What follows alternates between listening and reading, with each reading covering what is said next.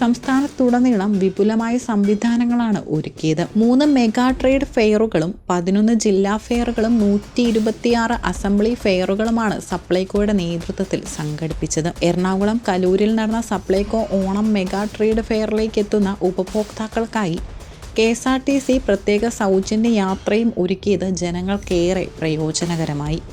എന്നാൽ ഈ നേട്ടങ്ങൾക്കെല്ലാം അപ്പുറം കടുത്ത വിമർശനങ്ങളും ഈ ഓണക്കാലത്ത് ഉയർന്നിരുന്നു. സപ്ലൈകോയിൽ സാധനങ്ങളില്ലെന്നും ഉള്ളവയ്ക്ക് തീവിലയാണെന്നും ചൂണ്ടിക്കാട്ടി പ്രതിപക്ഷ നേതാവ് പിണറായി വിജയൻ രംഗത്തെത്തിയിരുന്നു.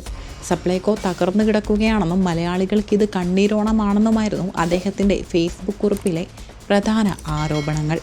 സർക്കാരിൻ്റെ പ്രവർത്തനങ്ങളെ പ്രതിക്കൂട്ടിൽ നിർത്തുന്നതായിരുന്നു ഈ ആക്ഷേപങ്ങളെല്ലാം തന്നെ. എന്നാൽ അത്തരം എല്ലാ വിമർശനങ്ങൾക്കും രാഷ്ട്രീയ ആരോപണങ്ങൾക്കുമുള്ള ഏറ്റവും ശക്തവും കൃത്യവുമായ മറുപടിയാണ് ഓണം വിപണിയിൽ സപ്ലൈകോ രേഖപ്പെടുത്തിയ ഈ റെക്കോർഡ് വിൽപ്പനയും ജനപങ്കാളിത്തവും.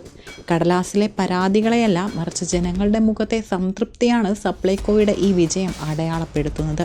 വിലക്കയറ്റത്തിൻ്റെ കൊള്ള മുതലാളികൾക്ക് മുന്നിൽ സാധാരണക്കാരന് താങ്ങും തണലുമായി സപ്ലൈകോ ഒപ്പമുണ്ടെന്ന് ഈ ഓണം ഒരിക്കൽ കൂടി തെളിയിച്ചിരിക്കുന്നു.